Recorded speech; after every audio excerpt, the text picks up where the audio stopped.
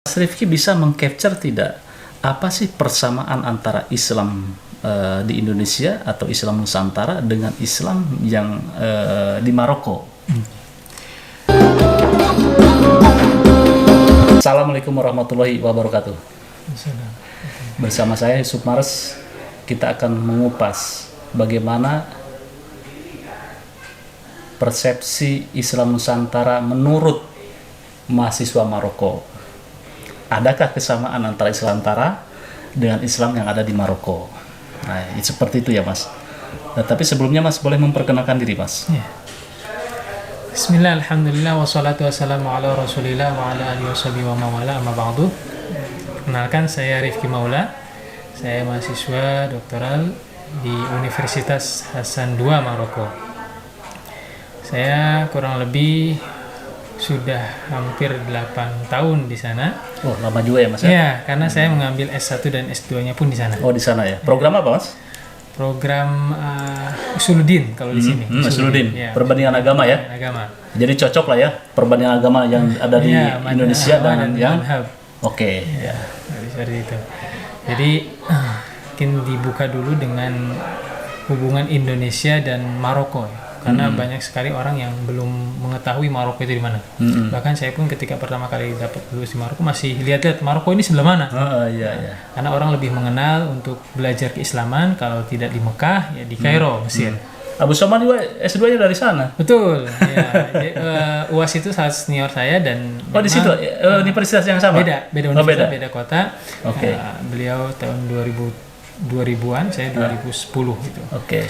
Jadi agak terangkat nama Maroko memang dengan adanya Ustadz Abdus Somad ini. Kalau mau diurutkan, yang pertama kali ada ikatan antara Maroko dengan Indonesia itu dengan kedatangan Ibnu Battuta.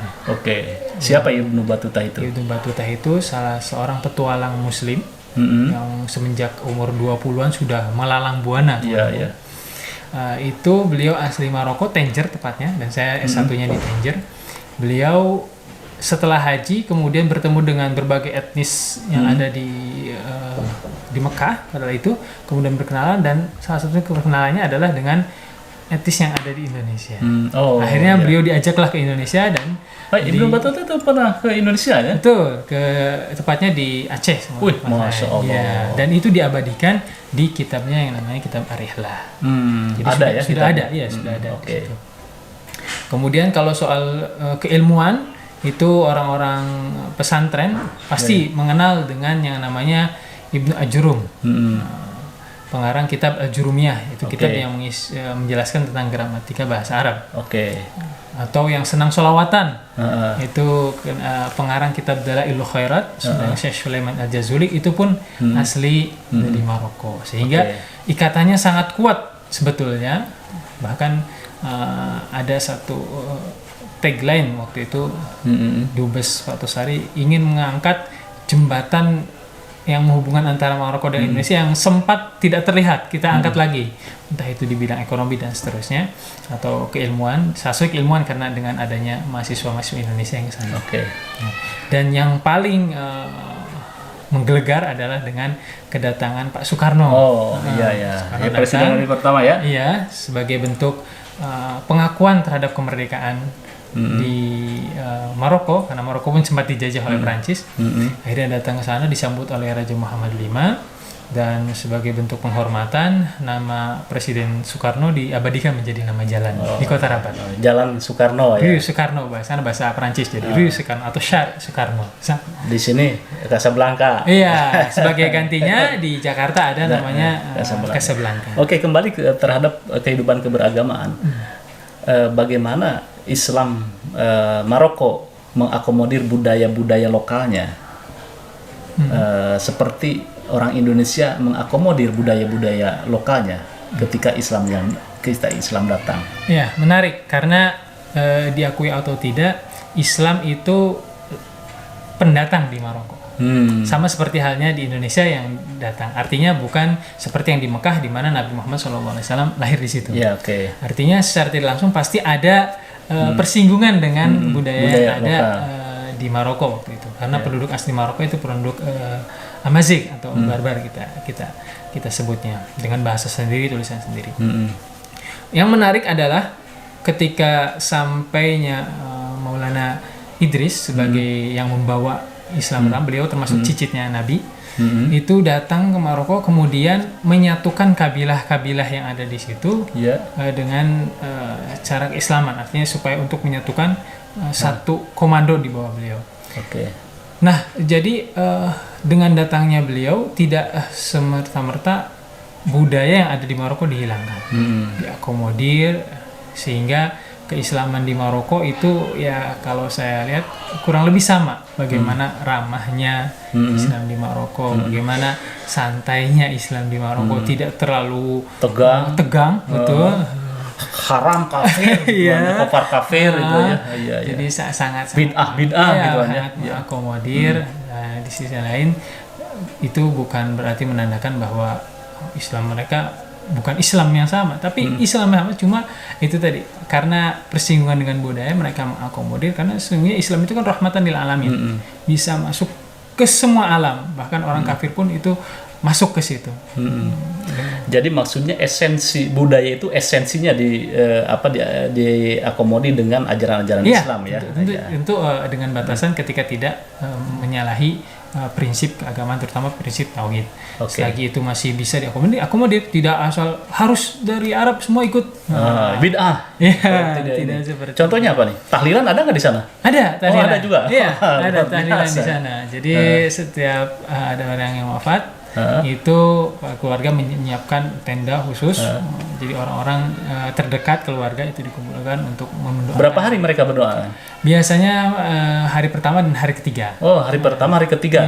Kalau di kita kan 1, 2, 3 sampai 7, 40 hari. 40 hari ada yang di sana? Kalau 40 hari jarang, yang ada paling itu haul. Haul. Setiap tahun. Setiap itu tahun. Musim. Tapi bagi orang-orang yang mampu, ulama, lebih ke orang-orang yang memiliki harisma dan keilmuannya yang tinggi, sehingga ya sangat jadi tokoh. Ya kayak di sinilah haul gitu kan ya. Lebih seperti itu. Jadi terus kemudian ziarah kubur juga ada ya? Ada. Ada. Ziarah kubur ada. Orang ziarah kubur kemudian berdoa, baca Quran di kubur. Ada gitu kan? Masya Allah. Jadi ada seperti itu. Karena seyogianya kalau kita telisiki, para ulama-ulama ketika memerintahkan sesuatu itu kepada orang awam, itu biasanya tidak menyertakan dalil. Bukan karena tidak ada dalil, tapi karena untuk memudahkan. Tidak mungkin orang awam menghafal hadis, menghafal Quran. Mereka hanya mengambil, saya ingin mendoakan orang keluarga saya yang wafat, boleh tidak? Boleh, silakan. Ya dalilnya apa? Tidak seperti itu. Orang sekarang kan memang yang kalau bisa sok keminter. Gitu ya. Ada jadi ada kiai ini dalilnya apa kiai? Itu kan justru kurang adab. Karena orang ketika bertanya itu ketika sudah diakui ini mumpuni ilmu, ya udah kita percaya saja. Karena kita yakin bahwa apa yang diucapkan oleh kiai atau ulama ini pasti ada dasarnya. Ya. Mas Rifki bisa mengcapture tidak apa sih persamaan antara Islam di Indonesia atau Islam Nusantara dengan Islam yang di Maroko? Kalau kita berbicara Islam Nusantara secara spesifik ya itu kan adalah tema yang digaungkan oleh PBNU yang sangat luar biasa, seakan ingin menjadikan Islam Nusantara sebagai alternatif untuk masalah-masalah yang ada di kehidupan global dunia. Karena kalau saya lihat Indonesia itu adalah negara yang meskipun bukan negara Islam tapi negara dengan penduduk Islam terbanyak. Jadi apapun yang ada dinamika di Indonesia itu pasti punya pengaruh sedikit banyaknya keluar. Wah, luar biasa. Berarti orang Maroko melihat perkembangan Islam di Indonesia itu luar biasa. Pasti, iya. Bahkan kalau misalkan selama ini mungkin secara umum orang-orang ketika melihat orang Indonesia adalah orang yang etos ibadahnya sangat kuat, terutama ketemunya di haji. Bagaimana orang Indonesia dengan sikap yang ramah, sikap yang tidak itu, bahkan ketika tawaf pun tidak berani berdesak-desakan gitu kan. Itu memiliki momen tersendiri, memiliki kesan tersendiri bagi orang-orang Arab terutama di Maroko, sehingga ketika kamu orang Indonesia, Masya Allah orang Indonesia itu berakhlak gini dan seterusnya. Dan itu yang bisa menjadikan kita patokan bahwa Indonesia meskipun bukan negara muslim tapi negara dengan penduduk muslim terbesar sehingga ada pengaruhnya. Maka ketika isu itu digulirkan, banyaklah pro kontra gitu. Nah, tapi kalau kita mau jujur sendiri, ketika mengatakan Islam Nusantara bukan berarti Islam yang berbeda dengan apa yang dibawa dengan Nabi.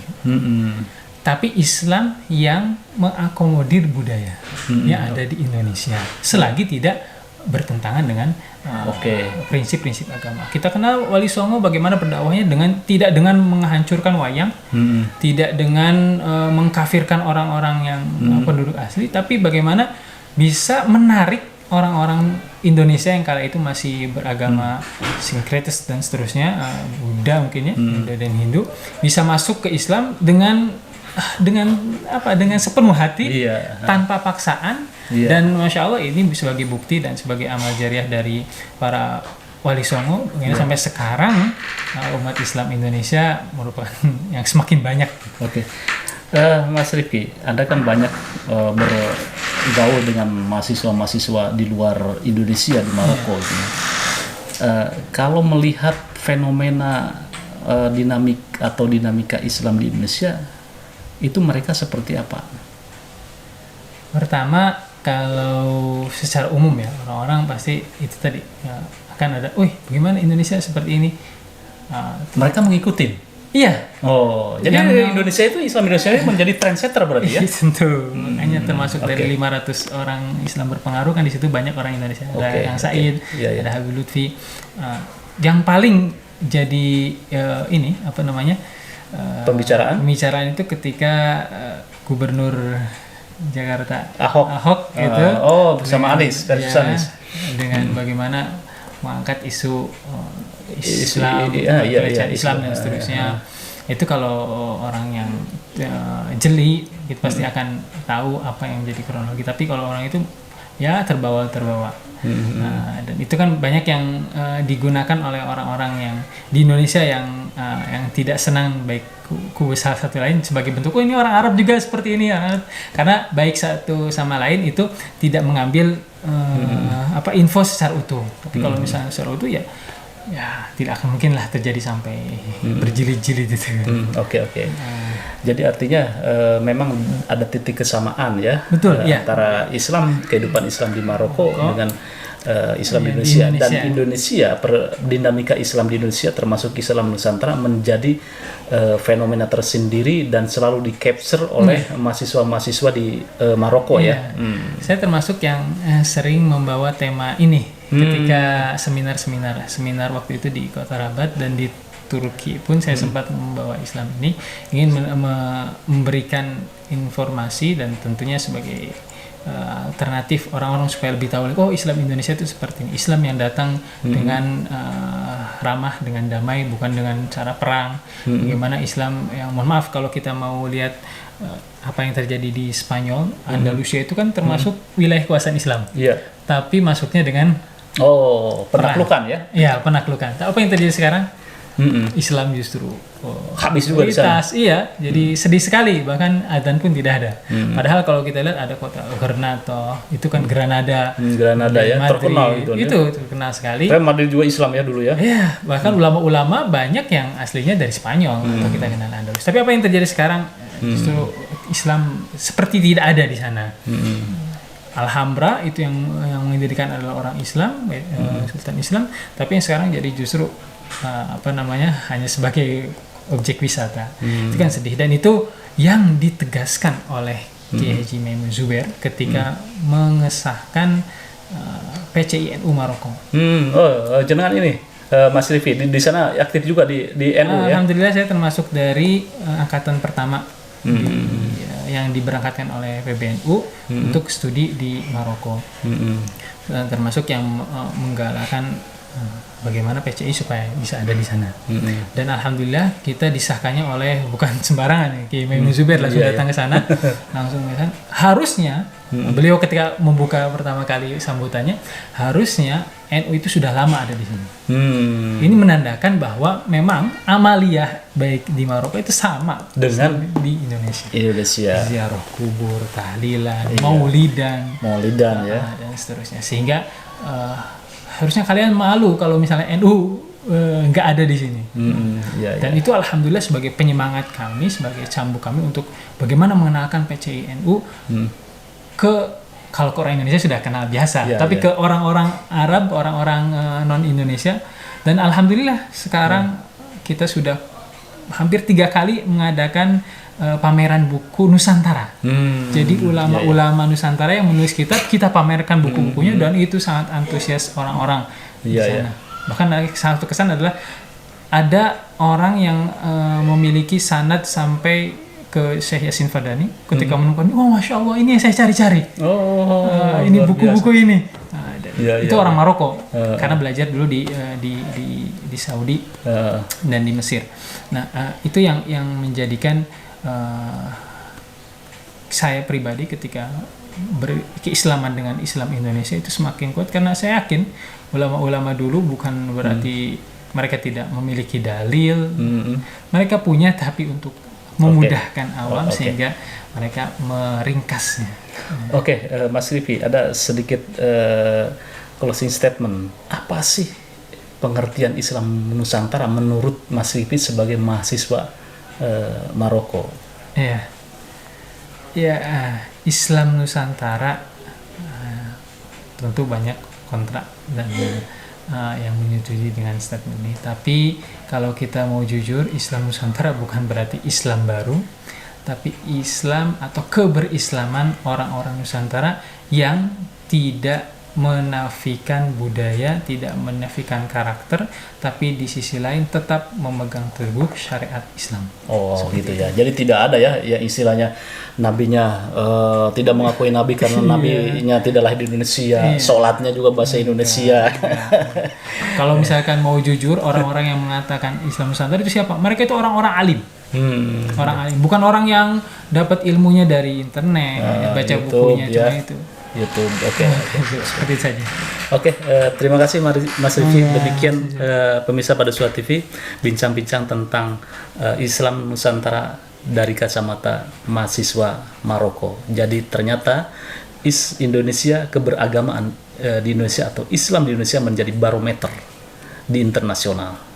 Ketika ada dinamika keislaman atau dinamika syara atau dinamika tentang pemikiran keislaman, Indonesia selalu dilihat di dunia internasional. Mudah-mudahan adanya Islam Nusantara menjadi rahmatan lil alamin, tidak hanya di Indonesia, tetapi bagaimana Islam yang memiliki karakter kenusantaraan hidup di negara-negara yang lain. Demikian pemirsa, mudah-mudahan bermanfaat dan memberikan pencerahan. Jangan lupa like, share, dan subscribe pada Suara TV. Wassalamualaikum warahmatullahi wabarakatuh.